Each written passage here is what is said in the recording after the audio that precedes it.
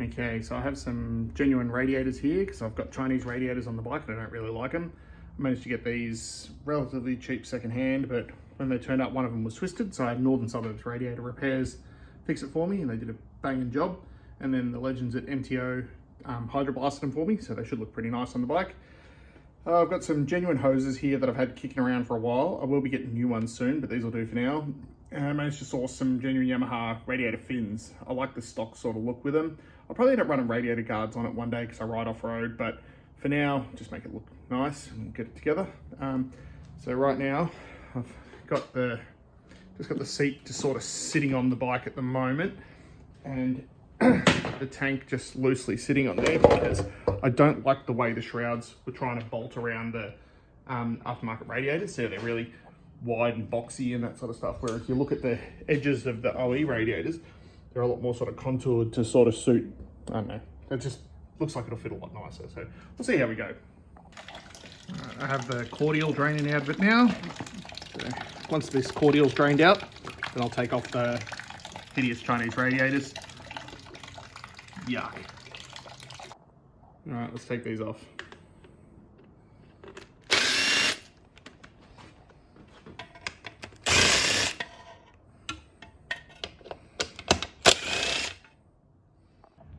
All right, I've taken one radiator off and I've taken one of the aftermarket hoses off, GPI.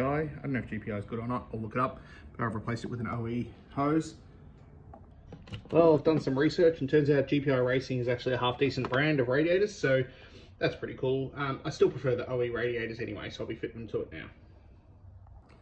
This is the stuff that I don't like. The guy that owned it before me has gone to the effort of tapping in temperature sensor, and that was all wired into a dash and an auto fan and stuff, but I just don't really think that stuff's that necessary on a motocross bike, but oh well.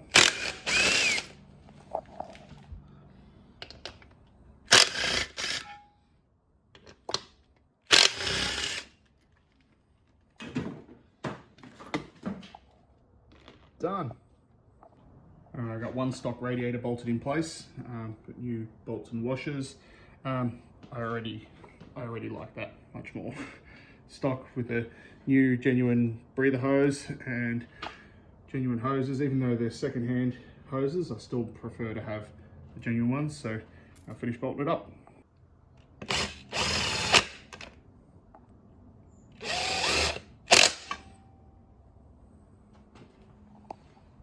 So much better.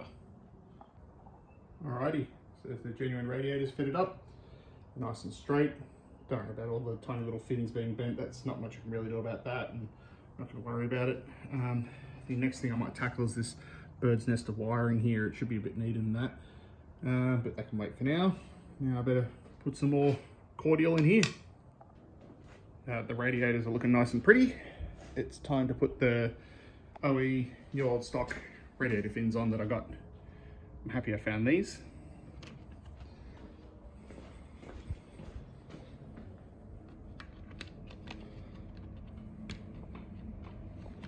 Kind of tricky doing it one-handed. Give me a second. Well, that was a two-handed job to get those fins on, but looks much nicer. I like the factory look. Even though like I'm doing a lot of things that aren't a factory look on this bike, I like most things to be kind of a factory look, so that's cool. I'm happy with those. Now this is what I like. Everything goes together nice and neat with the OE radiators. Bike's nice and slim through the center section. The other radiators were seemed like about 10 mil wider. Looks really good. Nice and pretty. I haven't put the bottom shroud bolts in. Maybe I should do that. Yeah, but picture the bottom shroud bolts in. That's gonna be nice. I like it. And then I was able to actually bolt the tank on properly and seat on properly, and everything's looking fancy.